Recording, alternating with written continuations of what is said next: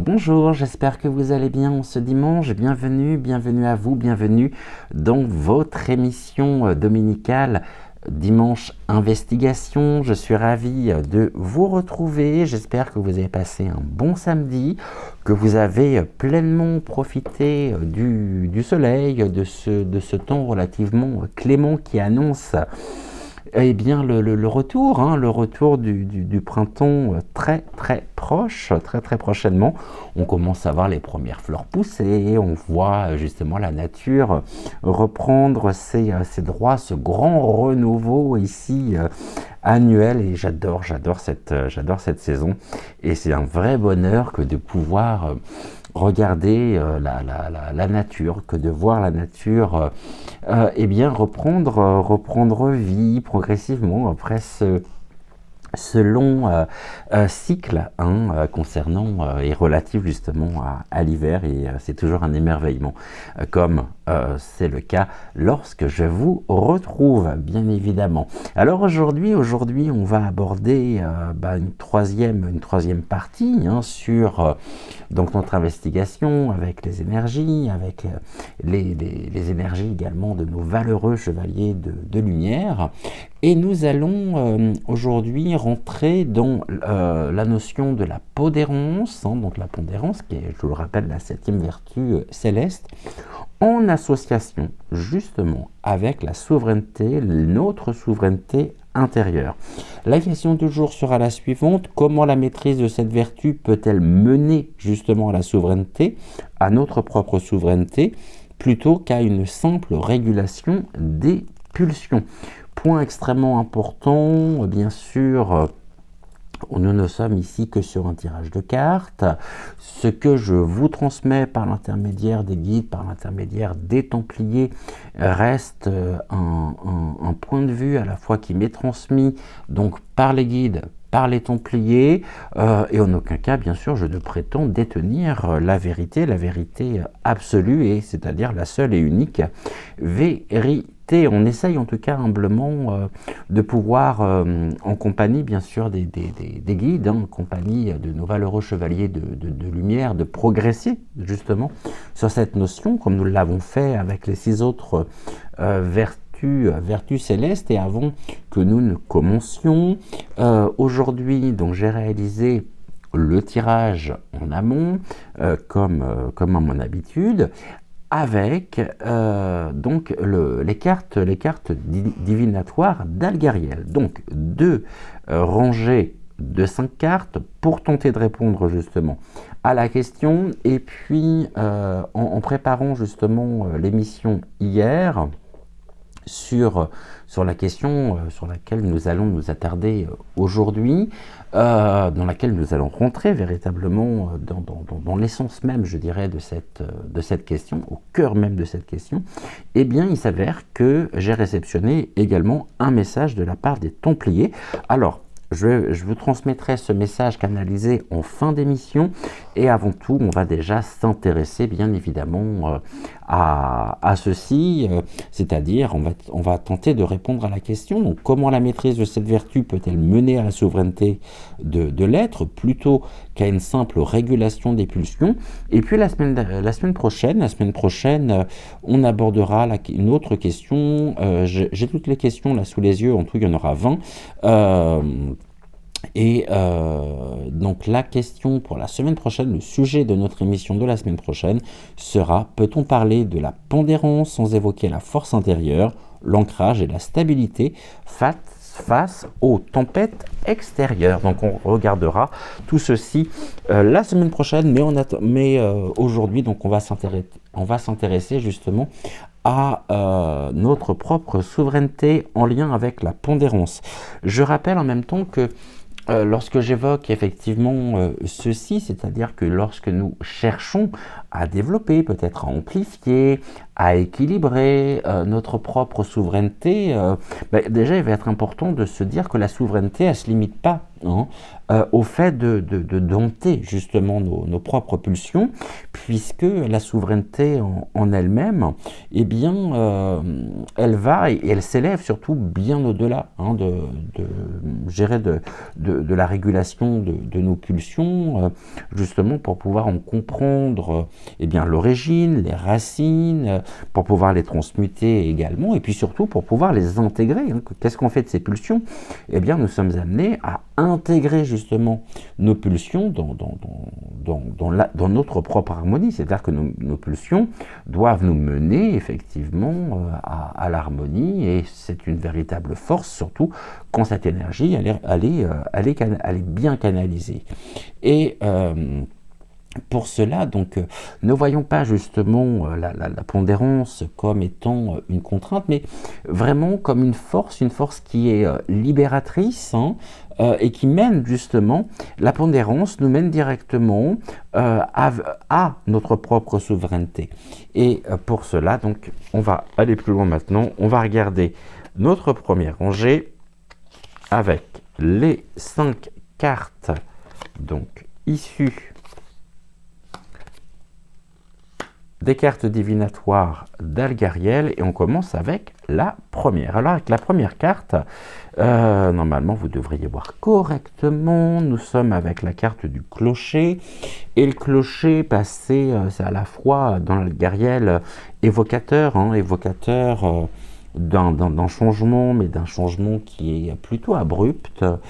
Et le clocher, il vient incarner de ce fait eh bien, ce que nous avons évoqué la semaine dernière, la semaine d'avant, et puis tout au long justement de notre investigation, c'est-à-dire les structures, hein, les structures rigides, qu'elles soient sociétales, hein, mentales, spirituelles. Et le clocher, il vient incarner, il vient représenter les dogmes, qui conditionnent un certain nombre de personnes, d'individus, et puis les crises en même temps, alors crises bien sûr entre guillemets, qui viennent déstabiliser nos propres certitudes. Et en ce sens, le clocher, c'est un peu, c'est complètement finalement le fracas de l'éveil, l'appel à sortir justement des croyances, et des croyances qui sont imposées depuis tellement longtemps, c'est-à-dire depuis, pour défendre en tout cas, l'autorité spirituelle à travers l'institution de l'Église romaine catholique. Nous avons ensuite la carte de la vitalité. Donc on nous dit ici que de toute façon les dogmes sont encore bien il y a une belle vitalité encore sur les dogmes, surtout en cette période de carême. Ça peut nous montrer justement aussi ceci, hein. Les guides peuvent nous envoyer sur le fait que depuis mercredi, nous sommes rentrés dans la période de carême, mais en même temps, par rapport au contexte qui est le nôtre aujourd'hui, on a cette fleur. Cette fleur, elle pousse, et on revient sur une notion que j'ai abordée hier dans un certain nombre de messages, que ce soit celui de Malvina, Ludovic, Sacha ou Rosa, à savoir eh bien, l'ancrage. L'ancrage dans l'être, hein, dans notre être profond, eh bien, cet ancrage, justement, c'est ce qui nous permet aussi de pouvoir, je dirais, retrouver notre stabilité à la fois corporelle, bien sûr, psychique, et c'est-à-dire que cette carte, elle devient, elle peut devenir soit un rempart face, on va dire, au chaos, aux turbulences, ou alors une énergie stagnante qui pourrait illustrer finalement eh bien, la difficulté à quitter un confort somme toute bien sûr limitant. Donc ici, qu'est-ce que l'on nous dit? On nous parle quand même de l'importance de l'ancrage, pouvoir nous ancrer, prendre le recul justement nécessaire, qui nous conduit justement et qui nous mène vers cette reconnexion finalement à notre essence profonde, qui nous mène véritablement à retrouver cette dimension qui est la nôtre, à la fois cette dimension spirituelle, cette dimension divine, qui nous mène précisément à pouvoir retrouver notre propre souveraineté. Et donc nous affranchir quelque part, retrouver cette autonomie nécessaire. Qu'est-ce que nous avons ensuite? On a la carte de la clé, on nous dit ici que loin justement des clochers, la vitalité existe, la vitalité est là, déjà la vitalité est en nous, nous en possédons la clé c'est la solution, c'est la réponse, et cette clé en tant que carte centrale, carte pivot d'articulation finalement de l'ensemble de notre entourage, la question que je me pose, c'est que finalement, cette clé, elle ouvre quoi? Est-ce que cette clé ouvre ou non l'accès justement à la connaissance de soi, aux dimensions cachées, peut-être aussi de notre propre existence terrestre, dans l'ici et maintenant. Et on voit que la clé, eh bien la clé aussi est à entendre dans le sens de cette révélation intime, c'est-à-dire la compréhension finalement qui permet de pouvoir transcender la lutte, le conflit, la dualité entre la pulsion d'un côté ou les pulsions, la maîtrise de l'autre pour pouvoir atteindre justement cette réconciliation intérieure. Cette clé qui nous est promise justement par les églises et par la religion, finalement elle se trouve en nous. Or, d'une certaine manière, l'Église, avec vitalité, nous donne des clés, donc ici nous transmet un certain nombre d'enseignements, un certain nombre de dogmes, comme étant la seule et unique voie possible pour notre propre rédemption. On n'est déjà plus forcément dans la même dynamique que ce que nous évoquons. Ici, on nous parle, la carte, celle-ci, c'est le passeur. Et le passeur, c'est un messager. C'est un messager entre deux mondes.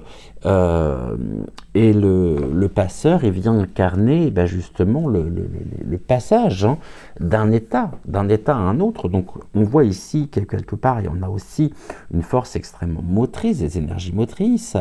C'est-à-dire, lorsque j'évoque justement du passage d'un état à un autre, on va prendre l'image du pont, on est à un point A, et on va se diriger justement vers ce fameux point B. C'est quelque part la solitude, la solitude aussi initiatique, nécessaire, inhérente en même temps à cette réconciliation personnelle, donc à cette renaissance. J'aime beaucoup ce terme de renaissance, mais en même temps, ce passeur, il pourrait être aussi, et peut incarner justement l'ombre, une ombre, l'ombre de l'ego qui va et qui résiste justement à cette mutation, à cette révélation justement et à cette renaissance. L'ego aussi. Et là, nous avons la carte des ruines. Et donc, les ruines, bien sûr, c'est les vestiges. C'est les vestiges du passé. Et en même temps, cette carte, elle vient où elle porte plutôt les souffrances anciennes, la bienveillance aussi, la bienveillance du temps, qui finalement qui dépouille ce qui doit disparaître. Et c'est une carte importante puisque c'est une carte qui nous enseigne à travers les Templiers, à travers les guides, que la souveraineté finalement, la souveraineté n'est pas un rejet justement du passé, mais bien une intégration justement de ces enseignements, donc une intégration des enseignements de toute cette sagesse universelle, de cette sagesse, je dirais millénaire, telle qu'elle a été enseignée notamment à l'école des mystères. Donc, en tout cas, on voit bien qu'il y a une porte, et le tout n'est pas de rejeter justement notre propre histoire, notre propre vécu, en raisonnant justement aussi avec les énergies collectives, mais bien de pouvoir justement intégrer les révélations, les clés de connaissances, les clés qui nous permettent justement de pouvoir évoluer, de pouvoir progresser et surtout de pouvoir nous affranchir de ce qui, à l'origine, était promu uniquement dans un cadre strict, ce qui est encore le cas aujourd'hui, à travers justement eh bien, les religions qui sont devenues quelque part presque une énergie qui est... alors je ne parle pas en tant que pratiquant, hein, je ne parle pas en tant que... mais en tant que représentant finalement de cette autorité, hein, eh bien on a précisément ici quelque chose qui est devenu complètement l'ombre de cette lumière qui était défendue, promue, partagée, transmise par les Templiers. Et là on nous dit que dans notre société actuelle, hein, eh bien un passage s'est ouvert et nous avons le retour des énergies lumineuses qui se sont quelque part ancrées aussi dans notre propre matérialité, dans notre propre réalité, afin de nous transmettre les clés ou la clé nécessaire pour contrecarrer les énergies justement de cette entité, afin que nous puissions nous émanciper, nous sortir, mais en étant directement les héritiers et les héritières de tout ce cheminement, de toutes ces personnes également qui, quelque part, ont fait de leur, je dirais, de la liberté d'être, la liberté d'expression,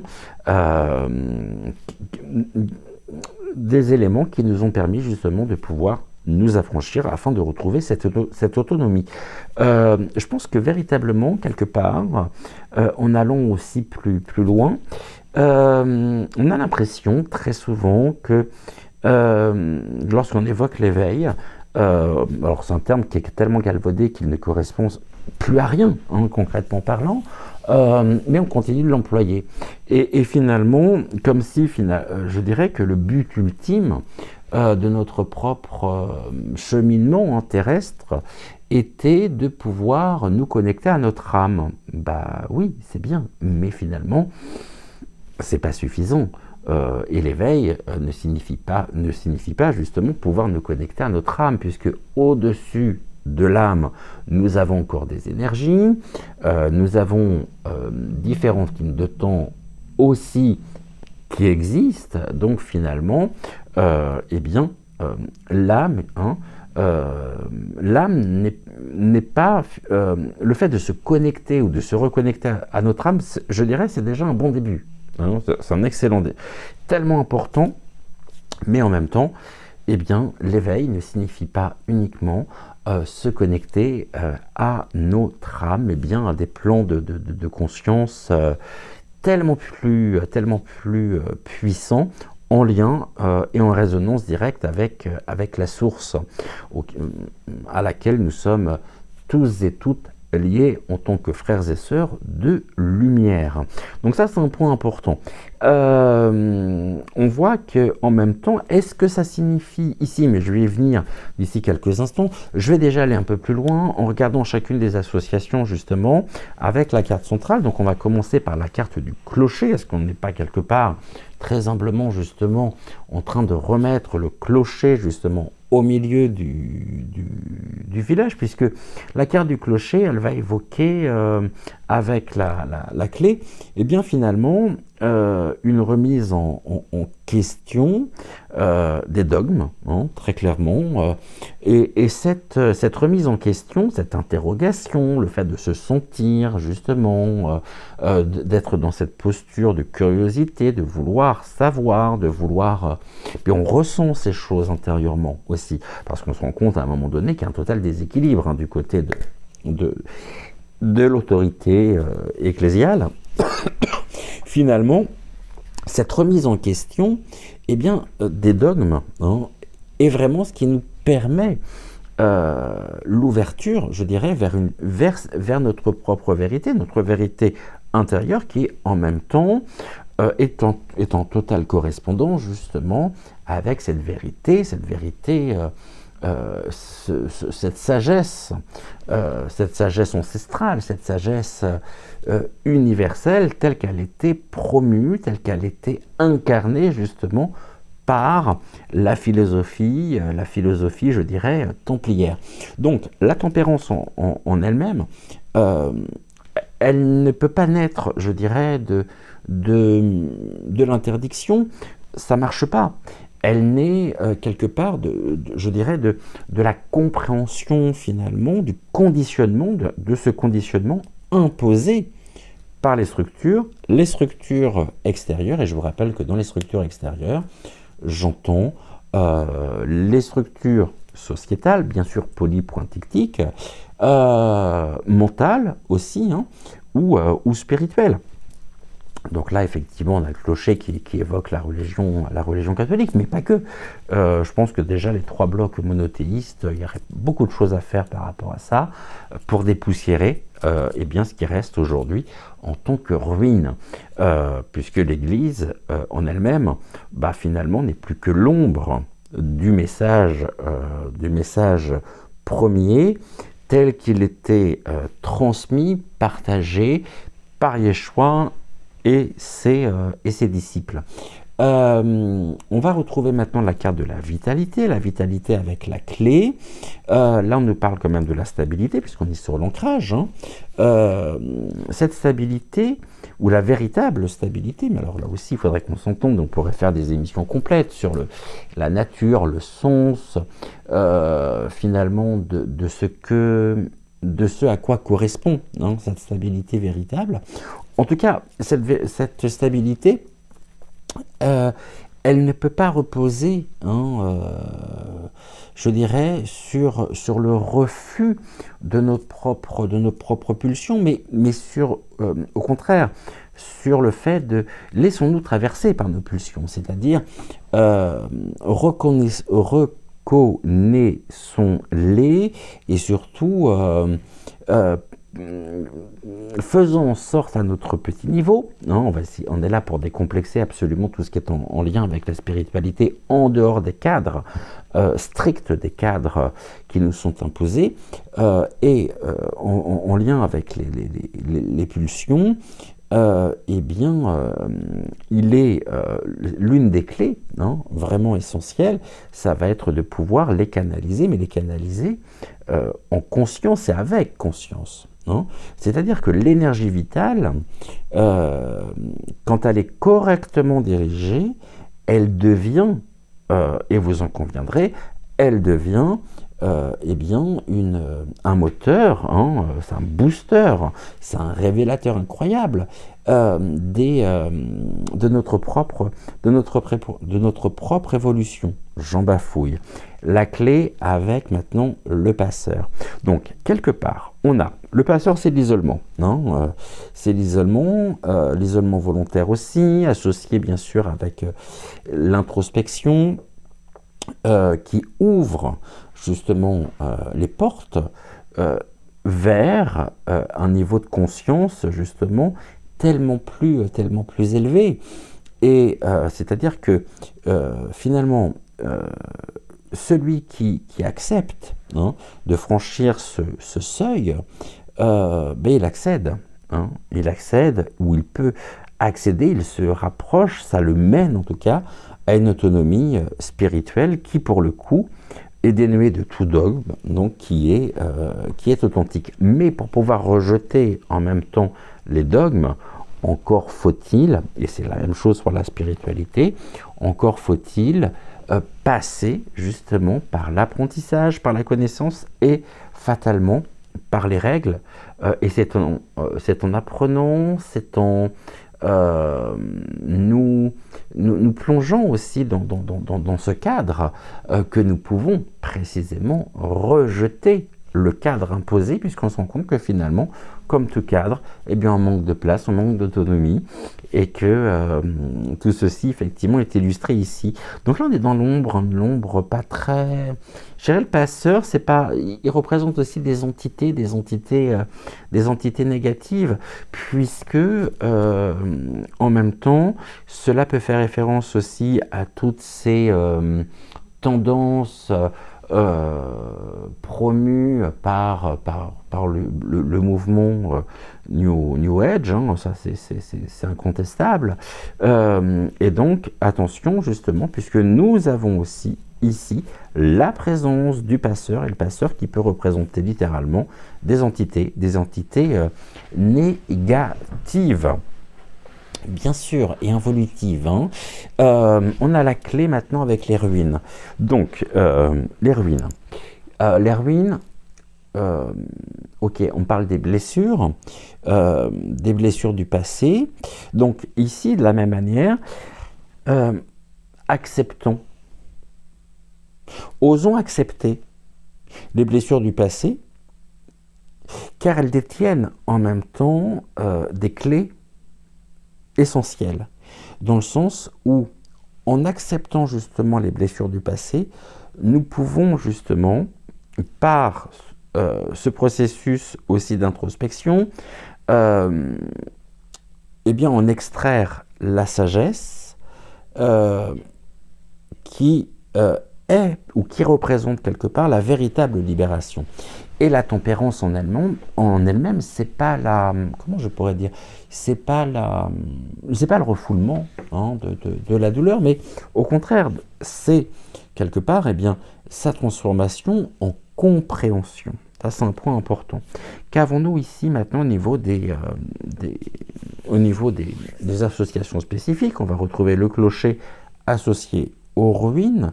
Donc là, on a cette idée finalement de fatalité, d'une fatalité qui apparente, hein,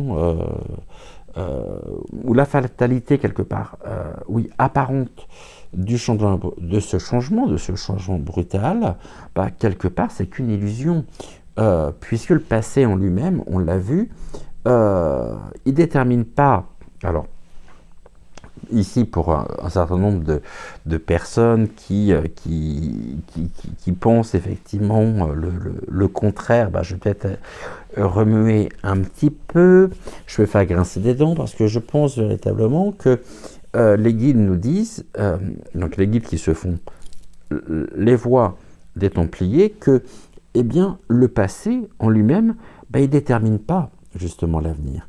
Le passé, c'est le socle, ou c'est un socle en tout cas, sur lequel on bâtit notre propre souveraineté. D'accord? Mais il est important effectivement aussi de comprendre tout ce qui s'est joué. Et là où, quand on commence à mettre, je dirais, à trouver des clés de compréhension qu'on va mettre sur notre propre trousseau, quand on découvre justement que ces clés qu'on a cherchées à l'extérieur, elles sont à l'intérieur de nous, elles ont toujours été là, et bien cela aussi change considérablement notre propre rapport hein, avec les illusions qui ont été transmises concernant précisément notre histoire, concernant le passé, qui lui a été déterminé justement par quoi? Il a été déterminé par ce que l'on en a écrit. Mais dans quel but justement? Est-ce que c'était dans un but de transmission ou est-ce que c'était dans un but, là aussi, d'asservissement des peuples hein, et que y a à trier, il y a à vraiment dépoussiérer tout un conditionnement, mais qui est là depuis tellement longtemps. En tout cas, ça ouvre une porte, hein, une porte qui nous mène justement vers notre propre connaissance de soi. Ça, c'est important et finalement, c'est toujours en lien non seulement avec notre propre énergie, mais aussi avec l'énergie du collectif. Hein. Ça, ne l'oublions pas. Donc, du coup, maintenant, on va regarder la vitalité avec le passeur. La vitalité, bah, c'est vraiment l'énergie vitale. Hein, et cette énergie vitale, quand on parle justement de cette énergie à canaliser, ou que nous canalisons, que nous tentons en tout cas, puisque ça s'apprend, puis c'est un travail au quotidien, non? Pouvoir gérer justement, pouvoir se laisser traversé aussi par par ses propres énergies, hein, eh bien, c'est-à-dire aussi nos émotions, enfin, ça inclut tout ici, hein, eh bien, cette énergie vitale, finalement, euh, elle est quelque part, et c'est peut-être aussi là tout l'intérêt et tout le travail, hein, de notre propre incarnation, elle est dirigée consciemment, conscience, hein, vers l'évolution.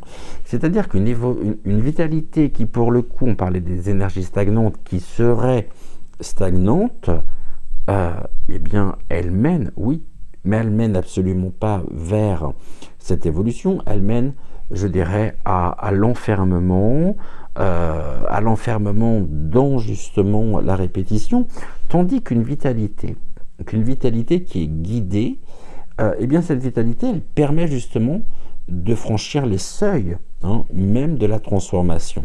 Donc là où nous amène justement cette première rangée, c'est vers justement la souveraineté de notre être. Et on voit que la tempérance en elle-même, encore une fois, bah, c'est pas une simple discipline, bien sûr discipline du comportement, c'est une alchimie, hein, une alchimie interne qui nous permet finalement d'intégrer à la fois nos pulsions, notre conscience, mais sans lutte ni refoulement à partir du moment où l'on accepte aussi d'être traversé par elle. Ça, c'est un point important, vraiment.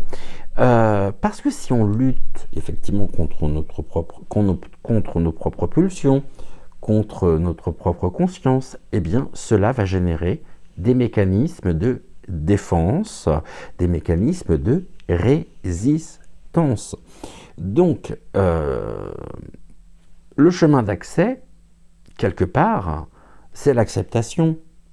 Finalement, c'est l'acceptation de cette énergie brute, c'est sa transformation qui ne peut passer que par la compréhension, son orientation aussi vers un équilibre, hein, en toute chose.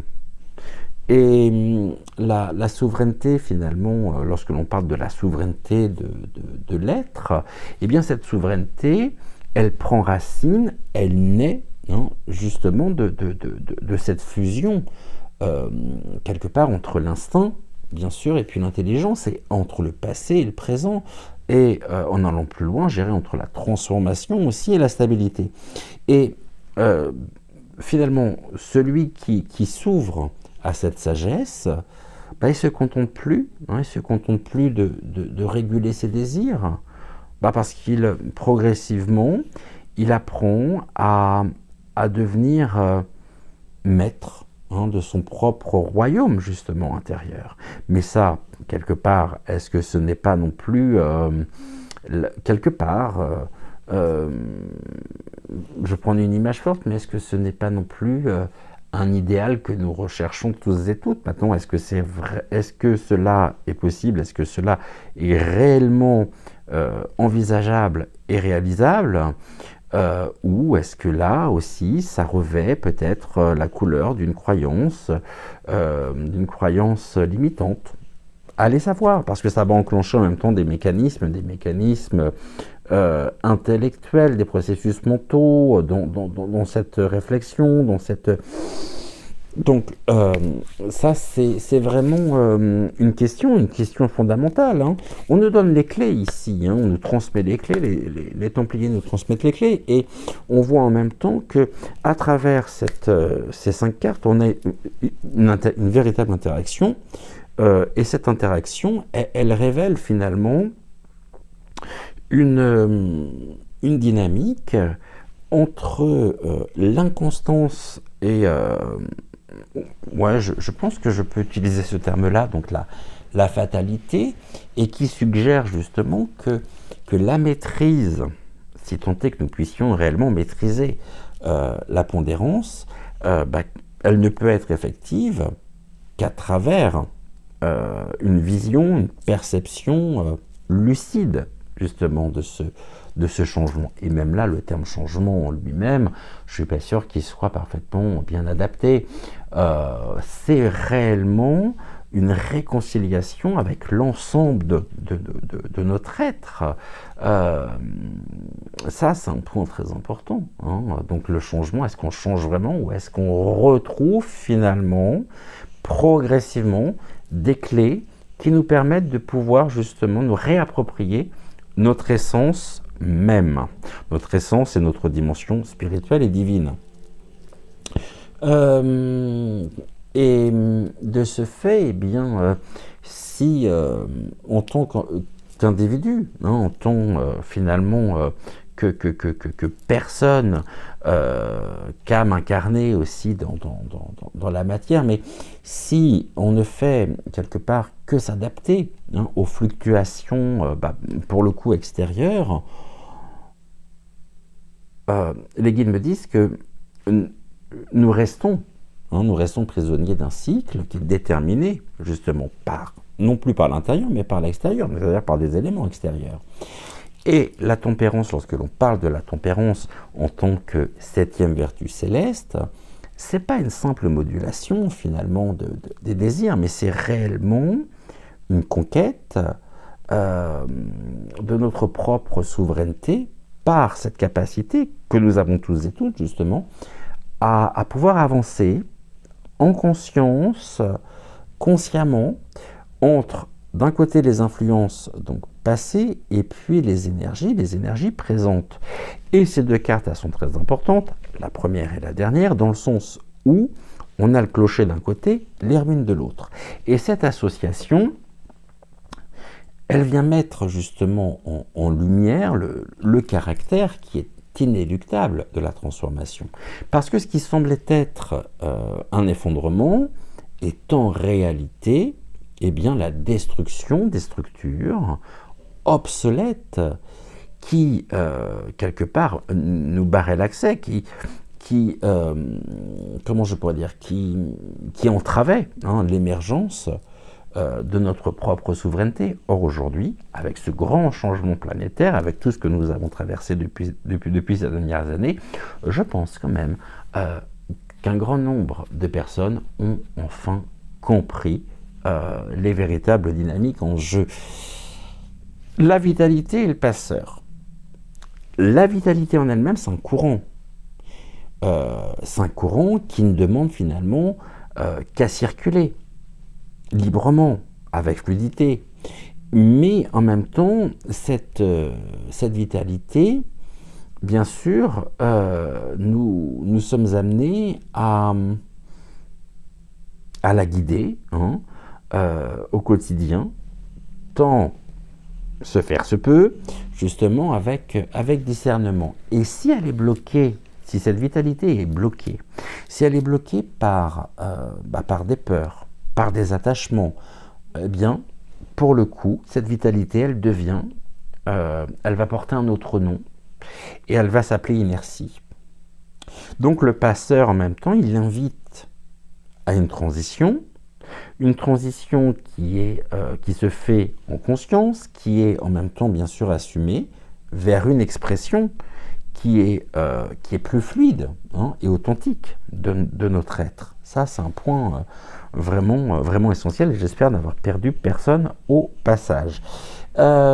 Cette première rangée, elle montre justement, encore une fois, je dirais qu'il ne s'agit pas simplement de contrôler ses désirs. D'ailleurs, qu'est-ce que ça veut dire? Je contrôle mes désirs. Ça ne veut rien dire, je contrôle mes désirs. Parce que si on contrôle justement le contrôle fait écho à des processus intellectuels. Donc, justement, on ne peut pas, quelque part, contrôler nos désirs. Le désir, c'est aussi l'expression du manque. Si il y a désir, c'est qu'il y a du manque, et s'il y a du manque, il y a forcément désir. Bon. Maintenant, le plus important, justement, ça va être de comprendre l'origine, comprendre la dynamique de nos propres désirs.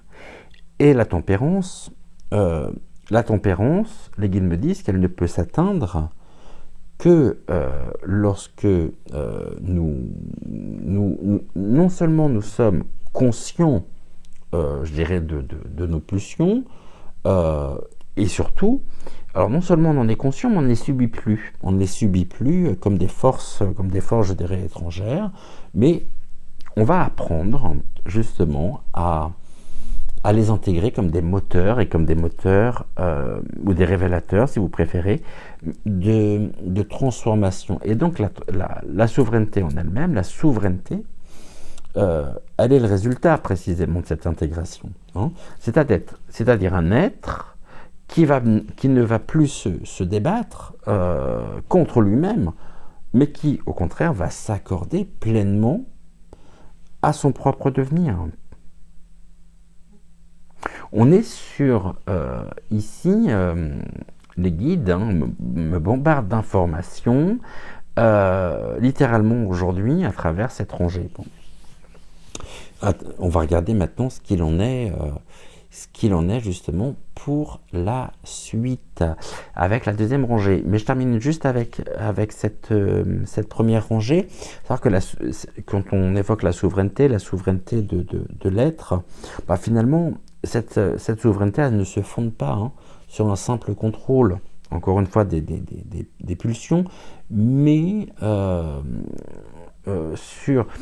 Alors, je vous le répète, parce que justement, on me le répète aussi, les guides me le répètent, sur une alchimie intérieure qui permet justement de transcender les forces contradictoires en soi. Et donc, la tempérance en tant que 7e vertu céleste, n'est pas à entendre justement comme un endiguement de l'instinct, mais comme une science de l'équilibre, où l'on ne va plus justement réprimer nos propres énergies, mais au contraire les diriger avec discernement. Et on va maintenant découvrir la deuxième rangée. Alors, qu'est-ce que nous avons ? Tout qu'on commence par la première, et ben on a la carte du pont. J'employais là tout à l'heure le pont, l'image du pont, et bien nous l'avons juste ici. Donc le pont lui-même, c'est un passage. Un passage entre deux états, à savoir que ça peut être aussi, quelque part, l'expression même du lien entre le visible et l'invisible, c'est-à-dire entre le passé aussi et puis l'avenir. Et ce pont, donc on a quand même l'image de traversée, la traversée on traverse justement ce pont. Et donc, le pont, ça fait référence, bien sûr, à une transition, mais une transition qui est harmonieuse, ou au contraire, si il est mal emprunté, ça peut être une voie incertaine, bien sûr. Hein. En tout cas, le pont, il va demander à la fois de l'audace, et puis une confiance dans le mouvement de la vie. Hein. On a la fluidité ici, en plus, avec l'eau. L'eau, ce sont les émotions qui sont des informations. Hein. Qu'est-ce que nous avons ensuite ? Eh bien, on va retrouver la dualité. Ici, c'est la carte du présage. On a une forme de barre oblique représentée par cette branche avec un oiseau blanc et un oiseau noir. Le présage, c'est un message, un message qui est subtil et qui indique justement cette dualité, une dualité à résoudre. C'est-à-dire que les guides me disent à travers cette carte que c'est un appel à une prise de conscience, comme un avertissement finalement, qui nous vient d'une source soit intérieure, soit extérieure. Et en même temps, le présage, la carte du présage, elle peut incarner un conflit, justement, entre d'un côté l'instinct, la raison, et puis l'autre, entre la peur et la foi. Entre l'ego aussi, et notre âme, notre cœur. Nous avons quoi ensuite ? On a la carte du corps de fer. Alors le corps de fer, en tant que carte centrale, carte pivot d'articulation de notre deuxième rangée, c'est la structure. c'est la structure qui permet justement de tenir face, je dirais, aux tempêtes. Et le corps de fer, il représente la force d'esprit, la protection, cette protection acquise par l'expérience, par la résilience aussi, face aux épreuves. Mais en même temps, cette solidité, elle peut aussi se transformer, je dirais, en rigidité, non surtout si elle devient quelque part un rempart trop hermétique aux transformations nécessaires. Et en même temps, j'aime beaucoup cette carte qui nous montre aussi la présence de nos guides spirituels qui nous transmettent effectivement des clés de compréhension, des repères. Ouf, on a la carte de l'accident après. La carte de l'accident. Ok. Évidemment, la carte de l'accident, c'est une perturbation, pour le coup qui est brutale. Et en même temps, c'est aussi un rappel, finalement, que rien n'est immuable. Sachant que, ok, il peut être un obstacle concret, mais en même temps, l'accident, ça peut être une secousse salvatrice, qui finalement nous oblige à reconsidérer notre propre trajectoire. Et en lien avec la tempérance, cette carte, elle vient incarner la mise à l'épreuve, quelque part, du juste milieu. Et enfin, nous avons quoi? On a la carte de la récompense, on a la rose. Là, c'est la récompense justement de la persévérance, et c'est aussi une carte qui incarne la foi, j'irais en une évolution favorable.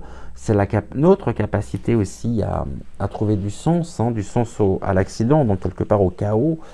Et en même temps, l'espoir, c'est ce souffle qui nous permet d'avancer justement, et bien malgré les doutes, malgré les incertitudes. Ça, c'est un point tout aussi important. Et en même temps, on a la présence de la rose sur en lien avec les ruines, avec la carte, mais c'est peut-être en traversant justement ce portail intérieur que nous pouvons aussi nous connecter à notre propre dimension christique, et à cet amour inconditionnel. La rose, c'est aussi les énergies mariales qui ont été plus qu'accidentées par notamment la place accordée au féminin sacré depuis des siècles et des siècles dans un grand nombre de sociétés, et plus particulièrement dans notre société, je dirais, occidentale. On a le pont d'un côté. Maintenant, on va regarder les associations avec la carte centrale. Le pont avec le corps de fer. Donc là, on nous parle vraiment... Le pont, c'est des bases, donc c'est vraiment aussi la stabilité, et quelque part on a aussi cette idée de force. Donc quelque part la stabilité et la force ne sont pas, je dirais, synonymes de prison, d'enfermement, et on voit que le passage justement vers une nouvelle étape, une nouvelle expérience, exige toujours d'oser traverser. Oui, d'oser traverser, mais avec confiance, sans s'accrocher justement aux structures, aux structures anciennes. Le présage avec le corps de fer, là, on a l'intuition qui est incroyable, l'intuition qui nous guide vers justement notre véritable solidité. Et si la force en elle-même, si cette force elle est purement et simplement matérielle, ouais, c'est bien gentil, mais finalement au bout d'un moment ça devient un poids, et en lien avec la maîtrise dans un sens très large du terme des pulsions, la maîtrise des pulsions peut devenir bien sûr une manière, comment je pourrais dire, peut devenir une forme de blindage. On va mettre une carapace là-dessous, finalement pour nous protéger. Mais le plus important, ça va être au contraire de pouvoir canaliser, canaliser l'énergie en accord justement avec notre nature profonde. Donc laissons-nous traverser justement par nos propres pulsions. Ça ne veut pas dire réalisons-les, mais accueillons ce qui est, et puis il n'y a pas de bon ou de mauvaises émotions, ou de bon ou de mauvaises pulsions. Là aussi, on apporterait un regard finalement dualiste sur cette notion. Tout ça, ça parle, et c'est révélateur finalement de notre propre état d'être, de ce que nous avons encore finalement peut-être aussi de traumatismes, de blessures qui sont encore en nous et qui demandent finalement, elles aussi, qu'à être alchimisées afin de retrouver une grande clarté, afin de retrouver une véritable lumière. Donc tout ça, ça parle, bien sûr que ça parle. Le corps de fer avec l'accident, maintenant, est-ce que j'ai vu? Non, ok, les guides me disent. Si, c'est ça? Ok, merci. Le corps de fer avec l'accident, est-ce que d'une certaine manière, alors je vous pose la question, vous me direz ce que vous en pensez, illustrerait pas la résistance justement face à l'imprévu, notre résistance face donc à l'inconnu, à l'imprévu, qui serait testée. C'est-à-dire qu'une structure rigide, finalement, telle que nous l'évoquions, elle pourrait se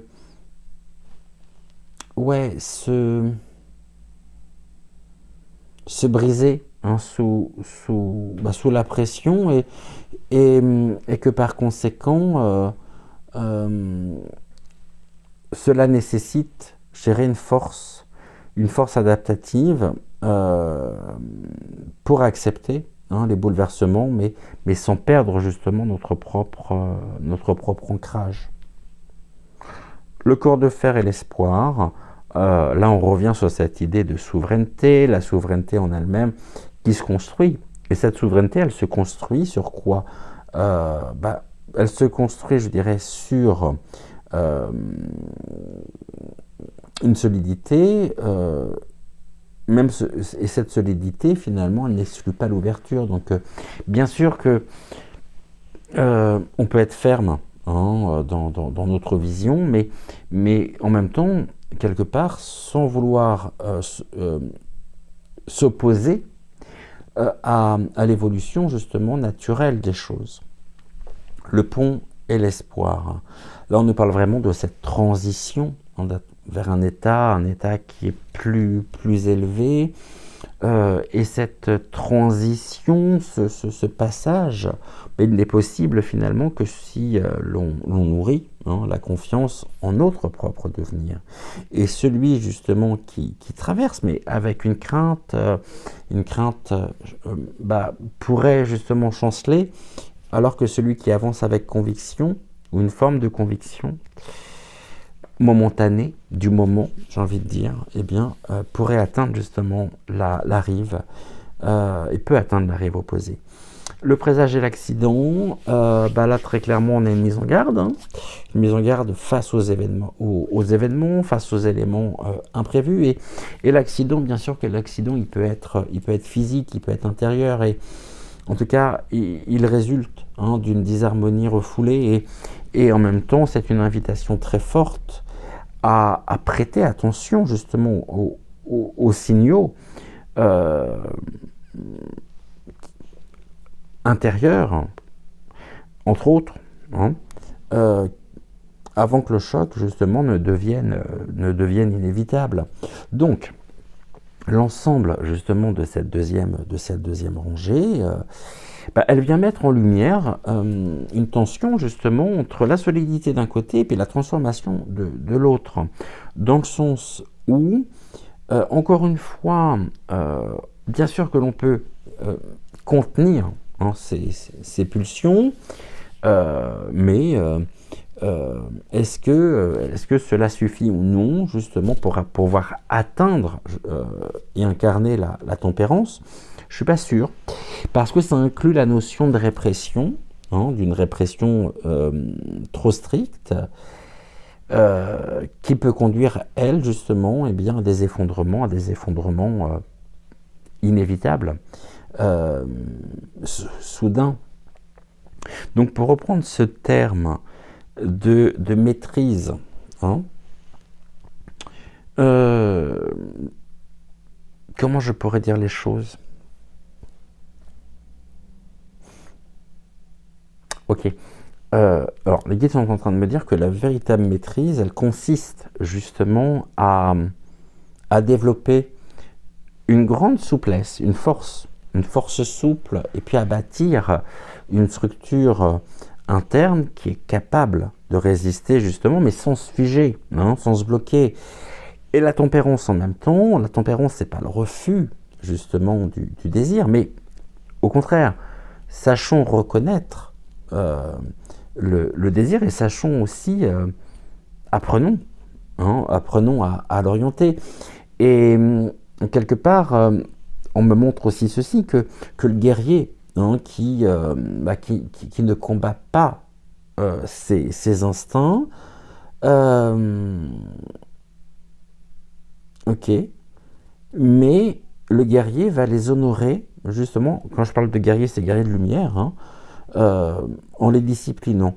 Et c'est l'artisan en même temps qui sculpte, hein, qui sculpte quelque part l'impulsion brute, pour pouvoir en faire, eh bien, une expression maîtrisée de son essence. Et donc l'enseignement des Templiers, à travers justement ce tirage, cet enseignement, il est fondé, bien sûr, toujours sur cette quête d'harmonie, à savoir que on évoque, ok, ça n'inclut pas l'ascétisme extrême, l'abandon au chaos, c'est-à-dire que l'homme souverain, qu'est-ce qu'un homme souverain? L'homme souverain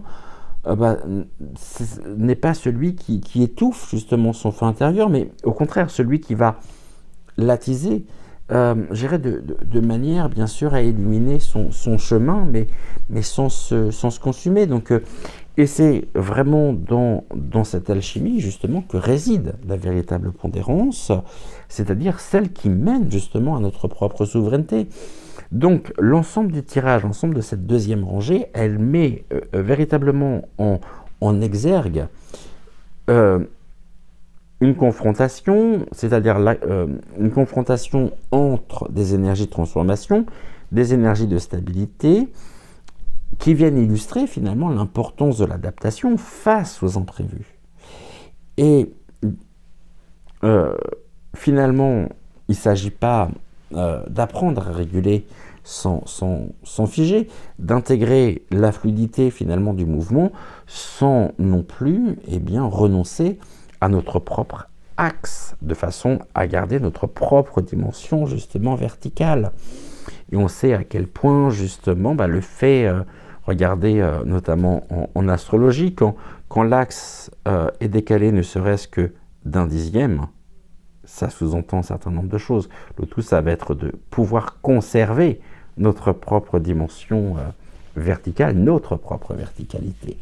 Donc le pont et le présage. Hein, le pont et le présage. Ok. Alors, les guides me disent que le pont et le présage rappellent que la tempérance ne peut être effective que si elle prend en compte la communication subtile entre les différentes parties de soi. Donc, en ce sens, je dirais que les signaux intérieurs, qui sont souvent perçus justement comme des intuitions ou des doutes, sont réellement des indicateurs précieux du degré justement d'équilibre que nous atteignons, ou du degré d'équilibre atteint. Donc, quelque part, ne pas les écouter, c'est risquer l'accident. C'est-à-dire le choc de l'éveil brutal lorsque l'on ignore hein, trop longtemps ce qui cherche à s'exprimer. Tout ça est complexe, hein. Tout ça est extrêmement complexe et en même temps extrêmement simple une fois qu'on a compris justement le mécanisme. Le corps de fer en lui-même, le corps de fer, c'est une réelle invitation justement à cultiver aussi hein, une force, mais une force consciente, un ancrage aussi, un ancrage c'est-à-dire alors c'est là où c'est important. Un ancrage, mais cet ancrage ne doit pas devenir justement une obstination. L'ancrage, c'est quelque part je dirais, la structure qui nous permet justement de faire face aux épreuves sans nous effondrer, mais en même temps, il nous rappelle aussi que toute structure, hein, toute structure doit trouver quand même doit avoir ou représenter une certaine souplesse, une certaine flexibilité. Si l'on ne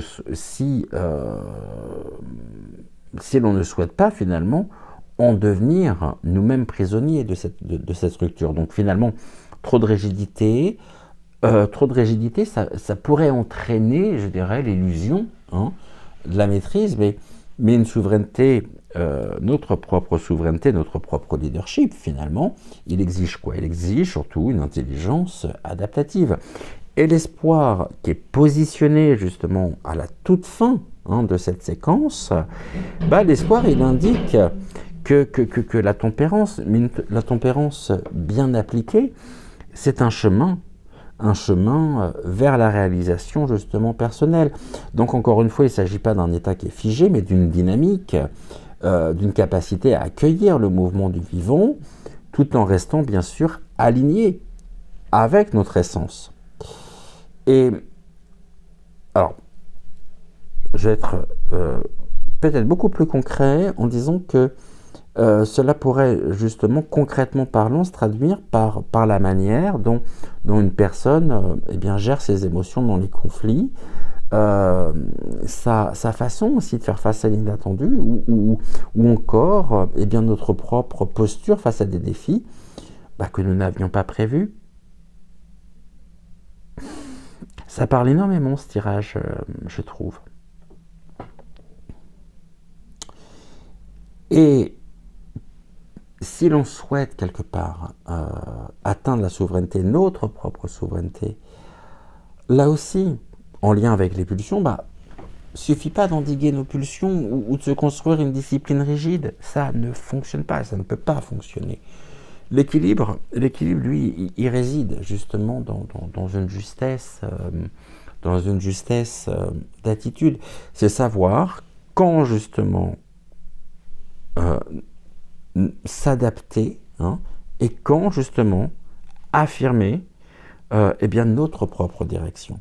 C'est-à-dire que trop souvent, la tempérance, elle est vue comme une simple modération. Finalement, la tempérance, c'est pas une simple modération.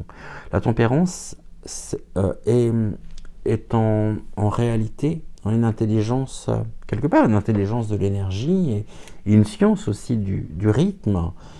Et cela, est illustré finalement avec précision dans ce tirage, parce que finalement, il ne s'agit pas d'être à l'arrêt qui peut être représenté justement par la rigidité du corps de fer, ni de se laisser emporter non plus par des forces aléatoires, l'accident, mais au contraire, de cheminer, d'embrasser, quelque part, l'art du passage par la carte du pont, tout en restant connecté justement à notre intuition, la carte justement du présage.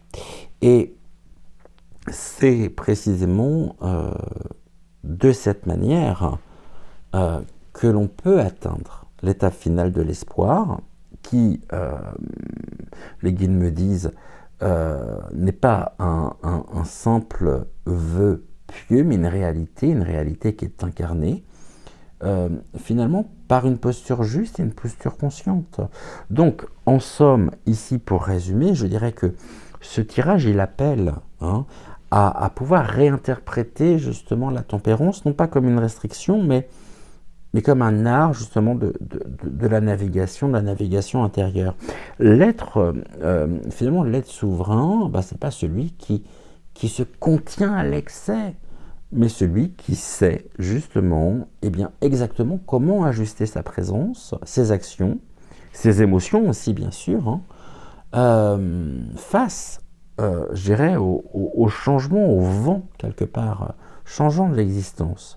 Donc ce tirage, il révèle finalement une vérité, une clé fondamentale qui nous est transmise justement par l'intermédiaire des Templiers, par l'intermédiaire des chevaliers de lumière, à savoir que la souveraineté de l'être, elle ne peut s'acquérir plutôt, ni par, je dirais, la simple discipline, ni par une passivité face aux aléas.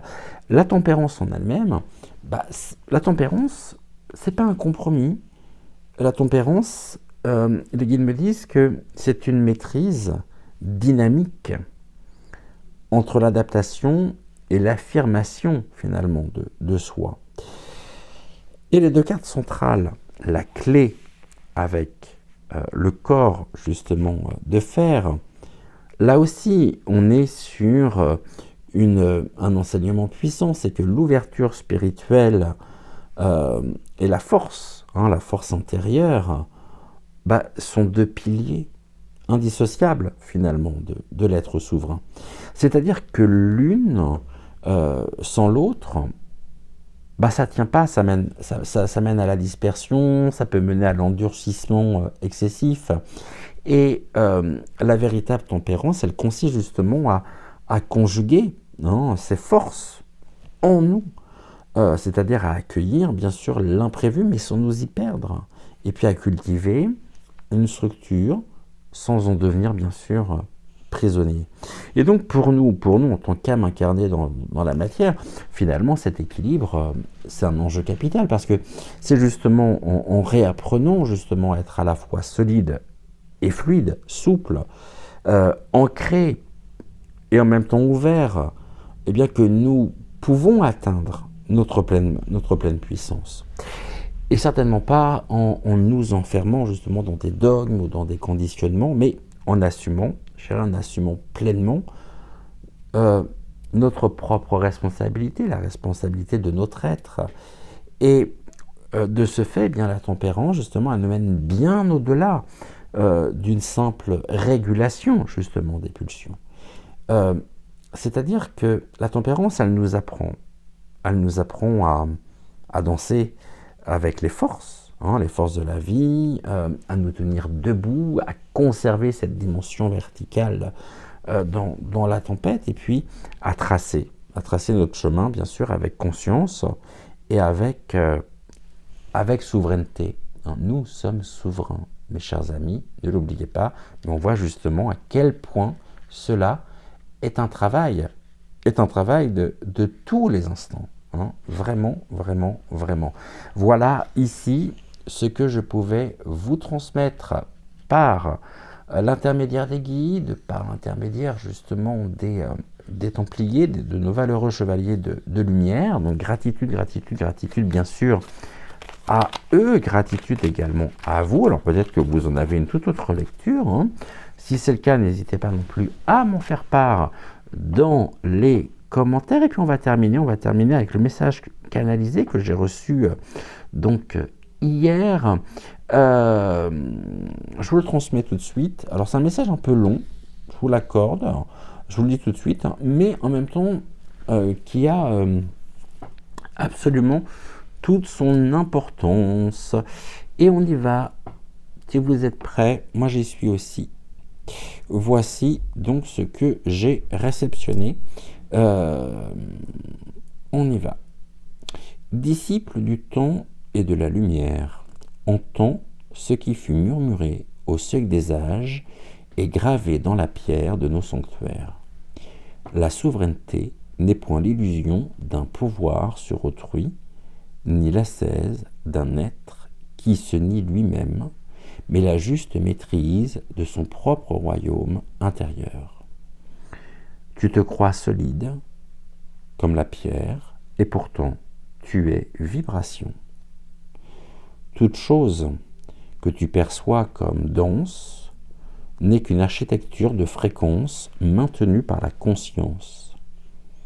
Ce que tu appelles réalité n'est qu'un agencement de potentialité quantique, une danse subtile entre ce qui est et ce qui pourrait être. À tout moment, tu collapses ces probabilités, en un seul état, celui que ton esprit choisit d'habiter. Si tu veux être souverain, comprends ceci. Tu ne peux diriger que ce dont tu as conscience. Si tu ignores les forces en toi, elles te gouvernent à ton insu. La tempérance n'est pas un combat contre toi-même, mais un art alchimique qui consiste à polariser ton énergie de manière harmonieuse. Il ne s'agit pas d'étouffer l'élan, mais de l'orienter. Il ne s'agit pas de nier l'ombre, mais de l'éclairer. L'énergie que tu émets vibre sur une onde spécifique. Lorsque tu oscilles entre excès et manque, entre contrôle et abandon, ton champ vibratoire devient chaotique. La tempérance est l'onde qui harmonise ce chaos. Un état de cohérence où toutes tes parties intérieures s'alignent dans une même direction. C'est ainsi que naît la souveraineté. Regarde autour de toi. L'univers lui-même est construit sur cette loi. L'électron danse autour du noyau, mais il ne s'effondre pas sur lui. Les étoiles se meuvent selon des trajectoires précises, jamais figées, toujours en équilibre. De la cellule à la galaxie, la loi est la même. L'ordre naît d'une tension maîtrisée, d'un point d'équilibre dynamique entre deux pôles opposés. De même en toi, chaque pulsion, chaque pensée, chaque émotion est une particule énergétique qui cherche son orbite. Si tu la repousses, elle s'agite. Si tu l'absorbes sans discernement, elle t'envahit.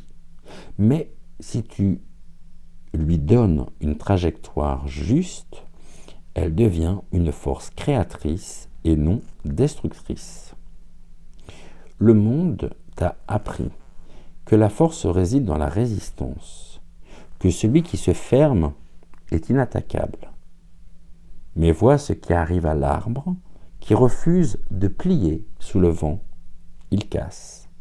La souveraineté ne réside pas dans l'endurcissement, mais dans l'intelligence adaptative. Elle est cette capacité à accueillir sans se soumettre, à réorienter sans écraser. La matière elle-même suit ce principe. À l'échelle quantique, l'électron est à la fois onde et particule. Il ne choisit pas entre être ou ne pas être, il est les deux. Selon la manière dont on l'observe. C'est cette souplesse, cette nature ondulatoire de ton être que tu dois comprendre. Tu crois être figé dans un seul état, mais tu es une infinité de potentialités. À chaque instant, un autre futur existe, prêt à être incarné. Mais si ton esprit est rigide, il ne perçoit que la trajectoire unique qu'il s'impose à lui-même. Si au contraire tu es fluide, conscient de ton propre champ d'énergie, alors tu peux naviguer entre les probabilités avec maîtrise. C'est ainsi que naît la souveraineté, non dans la lutte contre l'invisible, mais dans la compréhension intime de son mouvement. Corps de fer et cœur vivant, voilà ce que nous fûmes et ce que tu peux être, car ton corps est le temple, mais l'énergie qui l'habite, car ton corps est le temple, mais l'énergie qui l'habite en est la lumière. S'il est rigide, il se brise. S'il est trop malléable, il se disperse. La tempérance est la clé qui unit ses forces, qui fait du corps un réceptacle stable et non une prison. Si tu veux incarner ta souveraineté, aligne-toi dans ces 3 dimensions. Le corps. Entretiens-le comme un canal, un vecteur d'énergie pure. Ce que tu consommes, ce que tu respires, ce que tu ressens, tout cela façonne ta fréquence. Sois conscient de l'impact de chaque choix sur ton état vibratoire. L'âme. Elle est le champ d'information, le réseau subtil, où se stocke l'ensemble de tes expériences. Plus tu la charges d'émotions mal digérées, plus ton champ devient opaque et lourd. Libère ce qui doit l'être, allège tes mémoires. L'esprit, il est l'architecte, celui qui oriente. Si ton esprit est confus, ton énergie l'est aussi. Si ton esprit est lucide, ton champ devient stable, harmonieux. Et là, seulement là, tu peux exercer ta pleine souveraineté. Que t'importe la tempête si tu ne connais pas le vent? Que t'importe l'inconstance du monde si ton souffle épouse son rythme sans s'y soumettre? La tempérance n'est pas une restriction, mais une résonance juste. C'est l'art de danser avec les fréquences de l'univers sans se laisser submerger. Ainsi, souverain tu seras, non par le poids des chaînes brisées, mais par la légèreté de celui qui n'a plus besoin d'en porter. Va et marche en maître de toi-même. Le temple de ta souveraineté ne s'élève que par la justesse de ton équilibre. Voici donc ce qui m'a été transmis et que je vous transmets à mon tour en cette fin d'émission. Je vous souhaite une excellente après-midi, un très bon dimanche, une très bonne soirée. Après, tout dépend de l'heure à laquelle vous verrez cette enquête, cette investigation. On se retrouve très vite, on se retrouve dès demain pour... Donc vous avez un message pour une nouvelle semaine ensemble. J'étais ravi bien sûr de vous retrouver. En attendant, je vous souhaite une très très belle journée, une très très belle soirée. Prenez soin de vous, prenez soin également de celles et ceux que vous aimez. Gratitude, gratitude, gratitude au guide, gratitude, gratitude, gratitude également à nos valeureux chevaliers de lumière. Je vous embrasse très très fort. J'étais ravi bien sûr de passer cette semaine avec vous et je vous donne rendez-vous dès demain à partir de 5h05 pour Vous avez un message pour découvrir les énergies du jour. Je vous embrasse.